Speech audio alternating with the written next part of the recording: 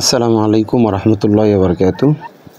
শেখ আব্দুর রাজ্জাক বিন ইউসুফ হাফিজাহুল্লাহের পরিচালিত আল জামিয়া আসসালাফিয়া ডাঙ্গিপাড়া পবা রাজশাহীর সকল কিতাব শাখার ছাত্ররা ক্লাসে আসতেছে একাডেমিক ভবনে, প্রতিষ্ঠানের একাডেমিক ভবনে।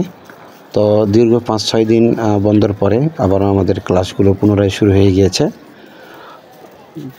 সম্পূর্ণ প্রায় 100 ভাগের মধ্যে প্রায় 99 ভাগ ছাত্র উপস্থিত আছে ইনশাআল্লাহ। আসসালামু আলাইকুম রহমতুল্লাহ বরকাতু।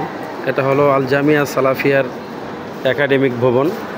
এখানে বাচ্চারা ক্লাস করতে আসে। খুবই চমৎকার ভবনের ডিজাইনটি, এখনও কাজ চলমান। সবাই দোয়া করবেন আল্লাহ পাক যেন জামিয়া সালাফিয়াকে কোরআনের জন্য, দ্বীনের জন্য, জাতির জন্য শিরক মুক্ত, বেদাত মুক্ত প্রতিষ্ঠান হিসেবে কবুল এবং মঞ্জুর করে।